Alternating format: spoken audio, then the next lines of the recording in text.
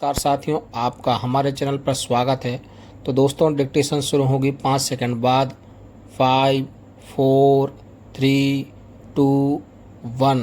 माननीय सभापति जी, कृषि मंत्री जी ने इस सदन में जो मांग रखी है उसका मैं समर्थन करता हूं और बधाई देता हूं कि इस वर्ष के बजट में उन्होंने कृषि के लिए काफ़ी अधिक राशि रखी है। हमारा देश एक कृषि प्रधान देश माना जाता है, लेकिन खेत और किसानों की ओर जितना ध्यान दिया जाना था पिछले सालों में वह नहीं दिया गया है। कृषि के प्रति हमारा जो दृष्टिकोण है उसके कारण कृषि की स्थिति ज्यों की त्यों रही है।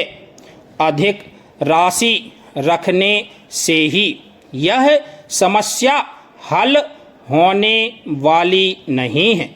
इसका सही और पूरा इस्तेमाल हो, इस ओर भी हमें ध्यान देना चाहिए। स्थिति यह है कि किसान जो कि अन्न पैदा करने वाला है वही रात को भूखा सोता है।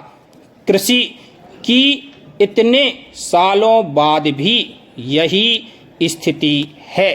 इसको समाप्त करने के लिए हमें शीघ्र ही नीति में सुधार करना पड़ेगा।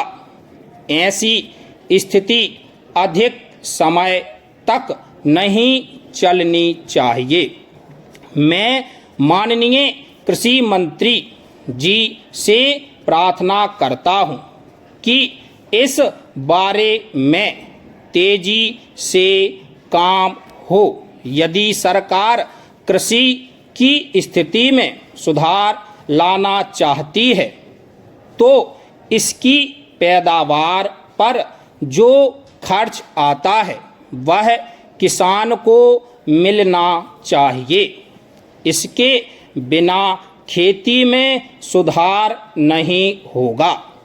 इस बार में सबसे पहले जो करने की बात है वह है कृषि पर आने वाला खर्चा किसान को मिले। पैरा कृषि के विकास में सिंचाई का महत्वपूर्ण स्थान है। सिंचाई के साधन उपलब्ध ना होने के कारण हमें जितनी पैदावार मिलनी चाहिए उतनी नहीं मिल पाती है। हमारी अधिकतर खेती वर्षा पर ही निर्भर करती है। यदि समय पर वर्षा नहीं होती है तो पैदावार नहीं होती है।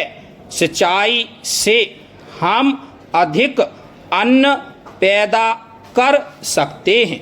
इसलिए मैं निवेदन करना चाहता हूं कि सिंचाई की जितनी भी सुविधा हो हमें किसानों को देनी चाहिए।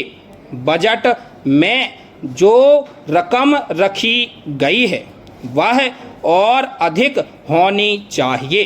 पैरा महोदय, बाढ़ भी हमारे देश में एक समस्या है। इतने बड़े देश में एक भाग में सूखा पड़ता है और दूसरे भाग में बाढ़ आती है। बाढ़ को रोकने के सारे उपाय बेकार हो जाते हैं। इससे भी खेती को नुकसान होती है और पैदावार पर असर पड़ता है। हमारे खेतिहर मजदूरों को बिना काम के रहना पड़ता है और उनके परिवारों को कठिनाइयों का सामना करना पड़ता है। मैं कहना चाहता हूं कि सरकार इस ओर ध्यान दे।